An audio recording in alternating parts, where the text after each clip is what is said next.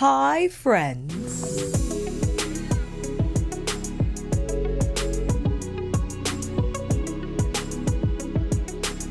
This is a hybrid get ready with me, diving into old favorites, some that are still available and some that are discontinued, unfortunately. I thought it would be fun for me to explore my makeup collection. I had to throw out a ton of foundation, which saddens me because it's like throwing away dollar bills, a lot of them. And what a potent reminder that was to stop buying so much foundation and embrace what I have, at least use half of it, okay? Because my goodness, the amount of makeup I had to throw away because it simply went bad. I was not going to apply a solution that was separating in a ball in my face. Also, quick note, I do have sunscreen on. I applied the Anessa Ultimate Beauty Sunscreen.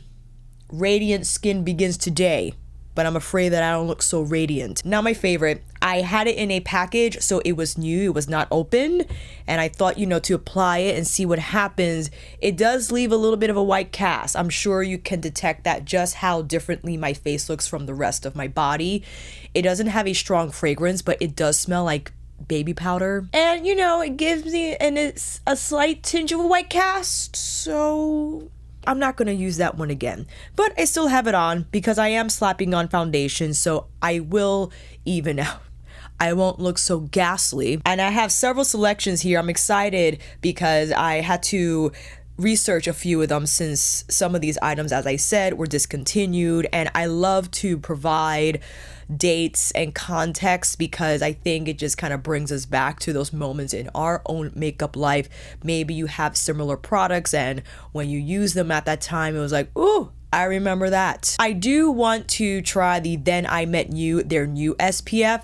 Let me know, friends, if you've purchased that already, have tried it already. I know Crave Beauty released their new Beat the Sun, previously known as the Beat Shield, so maybe I'll buy that and see what happens, but the Anessa is a no. Is a no. Now that we've gotten all those details out the way, it's time for you to come in a little closer. Ooh, I only got 37 minutes left on this SD card. We gotta get going. First, I'll apply foundation, and the pick for foundation is the Tom Ford Traceless Foundation Stick. Still available, sheer to medium coverage, or sheer to full, I should say. You can use this as a concealer. I am aware that there is a new concealer out from Tom Ford, maybe not so new anymore, and people are raving about it. Haven't purchased it because I got the Lancome, so I'm still riding with that. It has a soft matte finish. This is in the shade 7 Tawny. And at the time, I kind of guessed my shade. I also have Sable.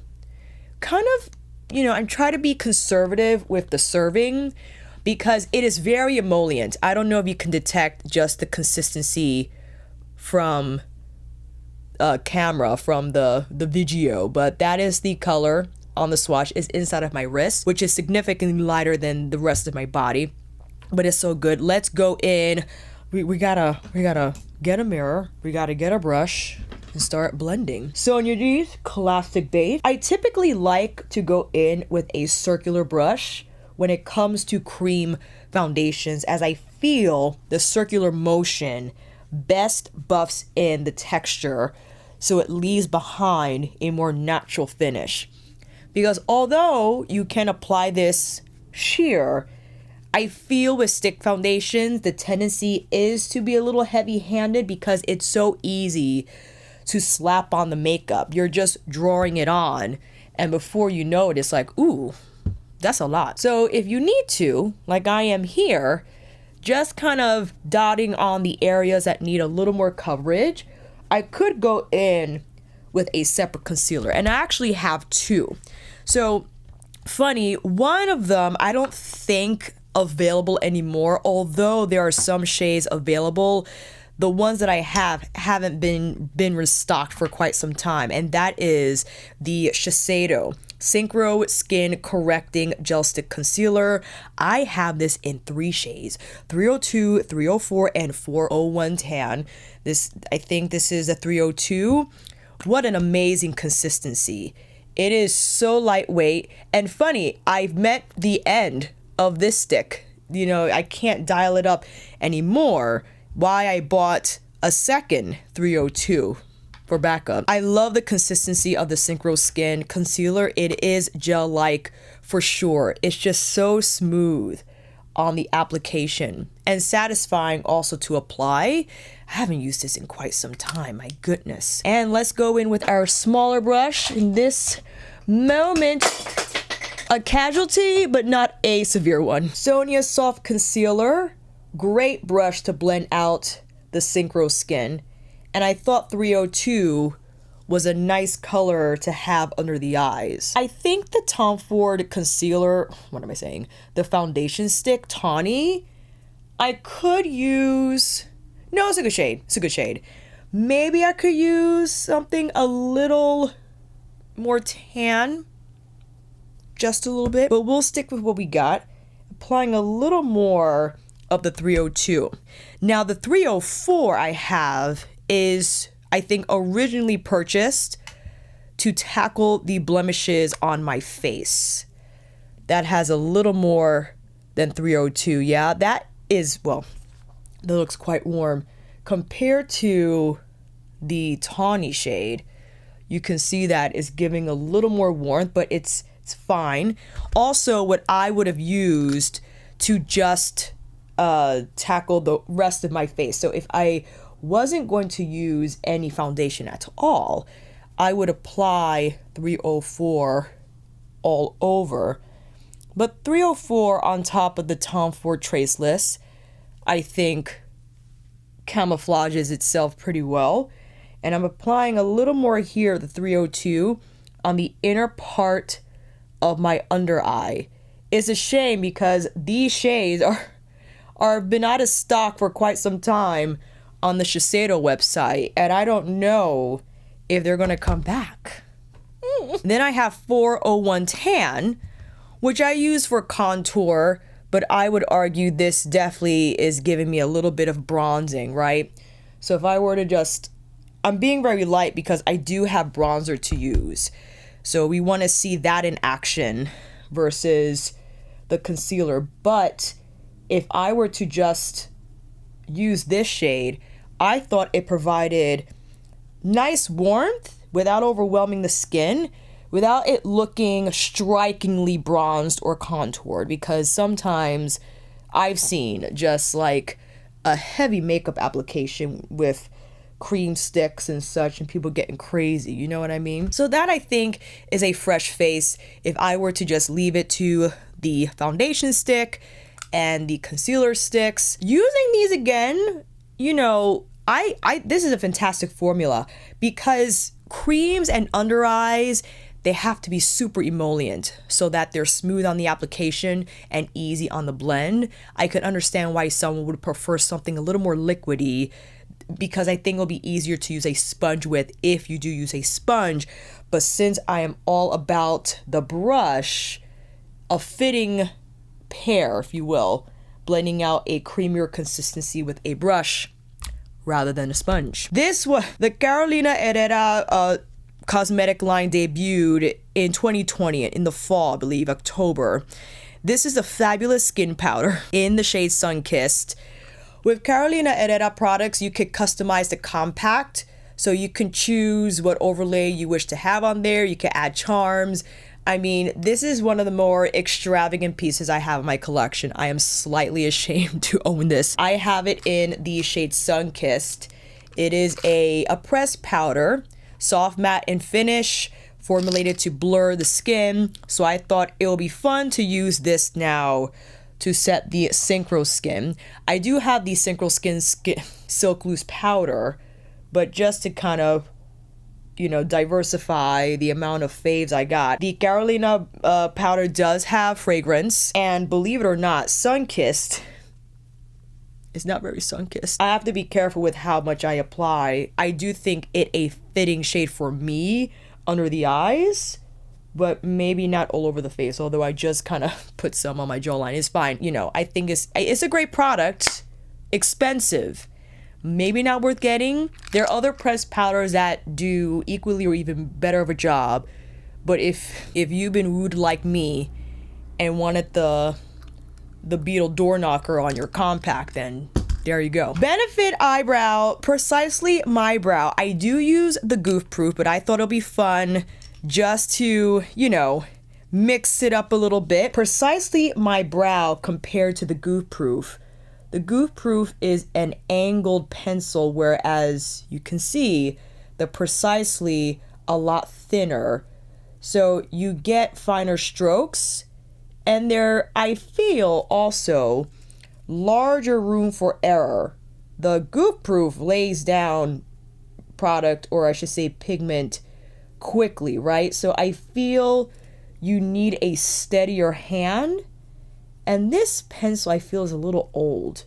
It's not giving me, you know what, I tried, I gotta get my Goof Proof, cracking into a new one because I'm just at the tail end of the current pencil I've been using. My goodness, I think this is probably my 10th. It's hard for me to try another pencil. You saw even within their own line.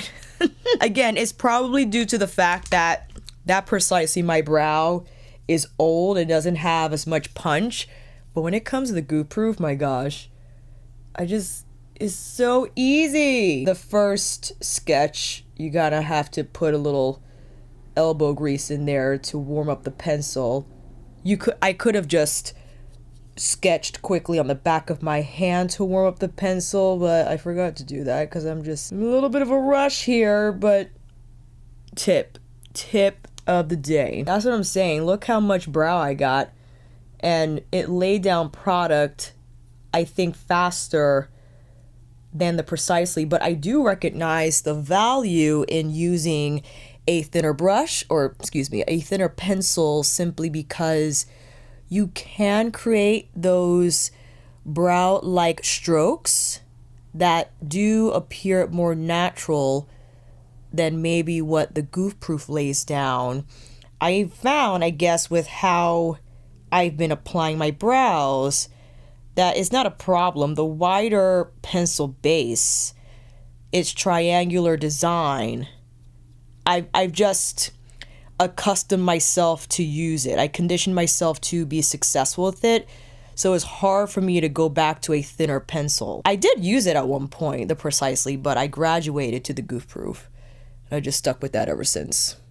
See what I mean? What is our next makeup product? So we got the complexion stuff on. I wanted to use the Marc Jacobs Omega bronzers. There were 3 shades.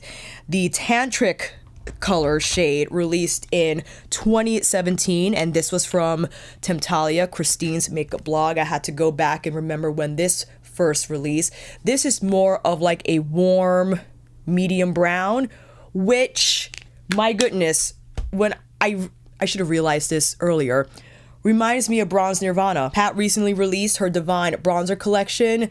I feel this is similar than the Marc Jacobs. Maybe Marc has a little more of like a beige, or it's simply lighter, but you see it has that similar, like, almost yellowish undertone about it, which, ooh, and this bronzer consistency was outrageously good. I think it's still a wonderful color, and we're gonna lay it on. So I'll start with a fluffier brush, grabbing my Sonia G Soft Cheek. If you want to see all of my favorite cheek brushes, head over to my fave cheek brush video. I'll link it up above and down below. I'm gonna wrap this around where I placed the Shiseido, and isn't that a lovely color? And I think also the consistency is lightweight, it's very easy to blend, has that soft matte finish, doesn't look powdery on the skin. This was the first shade to release. After, I think it was Tantric. No, this is Tantric. Tantastic was a hit among those skin tones that didn't want something as warm leaning as Tantric. That was more neutral rosy. And boy, oh boy, you could not find that bronzer anywhere. Remember that, fam? That shade that came out in the white compact, woof! And after, in 2019, he released 106 Tantalize, which was the more medium dark shade. And of course, I immediately thought of Bronze Divinity, also from Pat McGrath's Divine Bronzer collection. The terracotta bronze shade. This might have a little more red, but I feel like Okay, so the Tantalize has a little more brown and bronze divinity, a little more red. So maybe it is more terracotta leaning. But I thought it'll be fun to, hold on, go in with the Kazan KZ-04 cheek brush, a brush I should have included on my list, but I totally forgot to look in this box. I have my brushes packed in different boxes and I have to keep them all on one shelf, otherwise I would forget the... Okay, the reason why I picked up this brush is because it's Kazan Squirrel, very lightweight and fluid on the skin. Since we are layering, or I'm going to layer, Tantalize, I needed something that wasn't going to pick up as much product. So if I lay it on top of Tantric, it won't show up as heavy. Ooh, talk about another cheek brush, my goodness. This reminds me of the Z4, but the Z4 is flat, whereas the KZ-04 is round. So you have a lot more of that fluidity, but with the domed surface, which I think perfect to blend out blush on the cheeks in a way that's even and just perfect. So this is on the Fude cheek brush list. It's not on there because I forgot, and someone was comparing this to Shiseido's AQ20 that's made out of red squirrel. Despite how soft the Kazan Squirrel is, I think red squirrel might be softer. Let me know down below, fam. Because this brush does have more bristles in here, it might feel like it's not. So if it had the same amount of bristles the AQ20 does, I wonder if it would feel the same. But AQ20, the Shiseido brush, is in a realm all on its own. So we got both bronzers going on. Think it's time to apply some blush. And I picked this up from the archives. The Yves Saint Laurent I Have a Blush on You from the Street and Eye collection. I encountered a blog by Krista. Its name is Realizing Beauty, and thank you, Krista, for blogging this product because this released in spring, or it was for spring 2017, but it released in January of 2017. Look at this orange coral, and the actual compact is hard to see, but it had brick etched in the compact. What a lovely color. And you're gonna see this Kazan brush in action. Look how it just whips it on, just flawlessly. And I could pick up a lot. And you know, because the product is older, powders don't necessarily go bad like liquids and creams do, but they might lose the potency in terms of the pigmentation, right? But this blush is still serving enough. Kind of reminds me of Anessa's Bellini, don't you think? But this is a little more coral, where Bellini is more peach. Isn't that beautiful? This is a great color. Ooh, I'm so happy I bought this. I think at the time I was kicking myself because I'm like, so expensive. But between the color and what this brush is doing to me right now, please. Highlighter. I thought it was fun to bring this one back out. The Anastasia Beverly Hills and Amreezy collaboration highlighter. Whoa, this one was a hit, okay? It looks like sand. The compact itself is just gorgeous. And look at that high shine metallic finish, but without the texture. Okay, when apply, ooh, do I have another Kazan? Okay, we got the cheek highlight brush from the Kazan series, KZ-03. So this has a more prominent point where you saw from the KZ-4, shorter, more domed, not as tapered. I think, you know what? Should I apply a little spray first? Not needed. Ooh, this is a pretty highlighter. I forgot how pretty this highlighter is. Understandably popular at the time since it's so high shine but lightweight on the skin because of the baked formulation. I think overall baked highlighters such as these do present just a smoother application. Yeah, you can get even smoother by spritzing your face first so those powders can melt into the skin, but that ain't bad. Okay, I forgot to apply Okay, so I got two highlighter sticks, not old, still available, from Westman Atelier. They're what is this called? The lit up highlighter stick. These are expensive. These retail for $48. I remember I bought this. It was a hefty Sephora purchase because I was like, let me just do a Westman Atelier video. And these are the two colors. Well, I got all three, but the two that I show here, Nectar, which is a glassy golden peach, and Lit is a glassy iridescent finish. I meant to apply this first and then the highlighter afterwards, but I got ahead of myself, clearly. This is Nectar. I think a lovely consistency and just fantastic to tap on the cheekbones.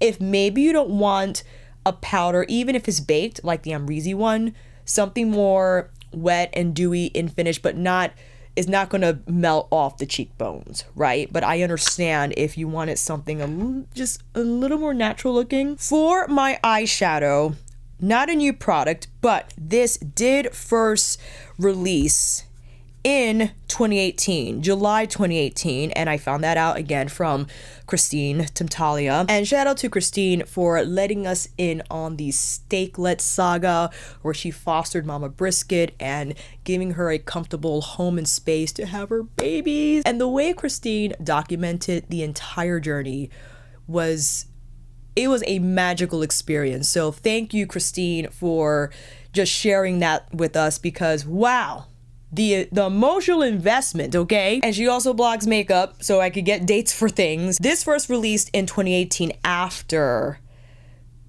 Gemini. Gemini was more popular than 27, but I do prefer 27 over Gemini, specifically because of these tones.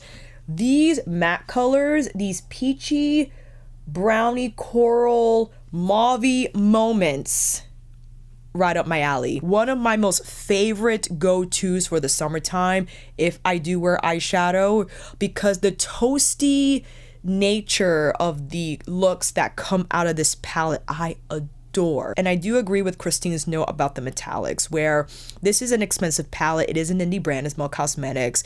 The stars of the show, definitely the mattes, 100%. But the two metallics in here are lackluster, and they are shades that you can find in your collection, right? You got this copper shade here and the more bronzy shade. They don't have a lot of adherence. They're very, my goodness, I swatched that on top of the lid thing. They're very lightweight. When you get them on the skin, they have okay shine. They're more of like that glow, but they don't have much powwow, right? Again, I think the stars of the show are the mattes, which we're gonna get into right now. I am dipping out and applying my Lancome concealer, as I don't think the Shiseido gel stick will be a great matchup for her. It's way too emollient, more appropriate for under the eyes, which is what it's for. But I could see how someone would consider using that stick on the eyes. Maybe if you have incredibly dry lid skin, I could understand, but I don't. So we're gonna have something with a little more of a stronger dry down. That was a Lancome Teint Idole in color, hello, 360. Let's hop in. I gotta go in, ooh, which one? Thick? No. Which one should I go with? Naked Sleep is beautiful. That's going to give you like a nice peachy base for the rest of the look. Oh my gosh, Crime Fighter is falling all over the place. I think I'm going to go with Downtown. Downtown, let me use the other arm, has it's more red, where Thick has more of like that rosy brown. It reminds me of the shades that are in By Rito's Remembrance, and why I love that palette so much. Picking up an ultra fluffy brush, because these mattes pack a punch and I need something that will diffuse them well. And with that, the top pick will be Refers 27. You know what? We got to go in with Thick. We're going in with Thick, and I'm tossing that through the crease, trying to get a nice hazy moment with this color.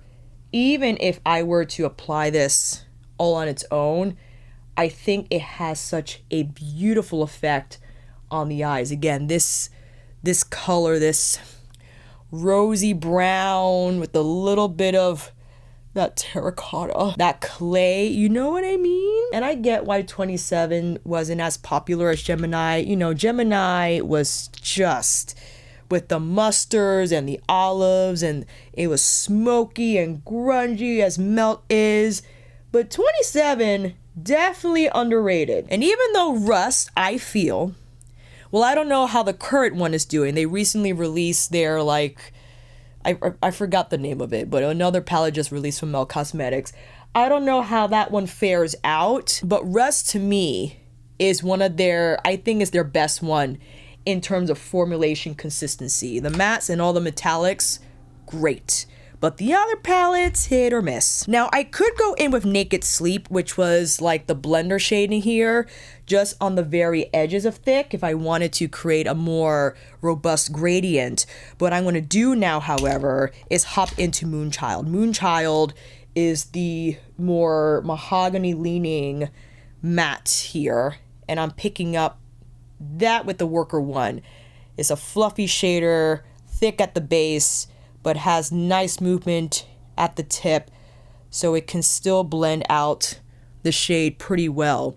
But this color with thick, it just has a beautiful smokiness to it, but I like how it's not like your typical dark brown, right? It has a little more character than that, and depending on the matte you choose to start with, you could steer the look to be more peachy or coral, right? If you wanted to go in with Nip Slip first, or maybe One More Thing, which has like a grayish mauve leaning undertone to it. So, oh my gosh. In fact, I'm applying Nip Slip just on the inner part, something in my eye, because I want just something that introduces another shade but is not going to overtake the entire look. There we go. You could place this on the inner part you like. This is a great region of the eye to use another matte on. Yes, yes, we like that. Also, why not? I'm going to toss this on the bottom and bring down the haze a little more. I think that's a great idea. This is, you know, this is the Melt way to go. All their mostly the eye looks that they do or gravitate towards, super smoky and just like, and why not? I'll follow suit. For sure. In terms of what we could put on the lid, I'll go in with Crime Fighter, using my finger because I think that will deliver the best adherence here. And as you see, this is like a copper shade. You could apply more concealer or a primer that has nice adherence to the formulation, maybe one that is geared towards glitter type of whatchamacallit textures that need more of that stick on the lid. But you know, when it's on there, I think it has, you see how it's not it's not metallic, high metallic shine. It gives off more of like a glow. I don't mind that, but I can understand how someone would be like, meh, you know, not impressed. If you needed or wanted, you could just toss on, maybe I could go in like Venus in Fleurs and toss on Pale Fire Nectar if I wanted more reflectivity. Or we could go in with the last selection. This is the Makeup Forever Star Lip Powder in Ivory 13, multi-use, still available. Eyes, face, and body, ultra fine pearl powder, iridescent in finish. What we can use this with is the eyeshadow. So I'll take a little bit and I'll tap it on. Ooh, maybe not so much. And this is going to give more of a reflective finish. Now, there is a color in the lineup, I think, that has a warmer undertone to it. So maybe Ivory is not the best, but you could have, or I could have just applied it here on top of Amreezy highlighter if I wanted to get crazy. You know what I mean? And why not? I'll apply Vegas Past, which is a bronze. Maybe not great for the inner corner because it won't show up on as a highlighter on me, but someone who is deeper complected, it could work as a highlighter or even another lid shade moment for sure. In that case, I'll probably just dip back in to Amreezy on top of Vegas Past, so it appears a little brighter there, right? So we still have the bronze base, but we're gonna get a little more reflectivity from the Amreezy. All right, I'm gonna slap on some mascara and we'll be back with the final look. Ooh, and lipstick. Penny beige. And again, why I was gushing about 27, you can see although the eye look is smoky, it doesn't look overpowering, and I feel the colors in 27 are approachable and can be layered in a way that gives you like this clay terracotta haze on the eyes. I feel is absolutely perfect for summer. I could have skipped the eyelashes too. I have Ardell Naked Lashes in 421. Sometimes I just like to plop on the bronzer and blush, some highlight, and just kind of go crazy with the matte and create like that hazy, almost sickly look on the eyes, but I think it translates well. Given the right combination of colors and placement, is a vibe. Let me know, fam, if you want another one of these videos. Maybe I'll round up new products or new products for the given categories. I'll pick some else for the concealer and the foundation. Products, of course, that I haven't used in quite a while, to revisit them, reintroduce them to my collection, maybe put them in the current circulation. Let me know what your old faves are down below. I will see you down in those comments, and until then, that is a wrap. Thank you all so much for watching. I hope this video helped, and if you like this video, please give it a thumbs up or maybe consider subscribing to my channel. And until then, I will see you on here again with another review, tutorial, old faves archives video, or I'll see you on my membership channel where we have our lives and eyeshadow tutorials. Take care, and I will see you again soon.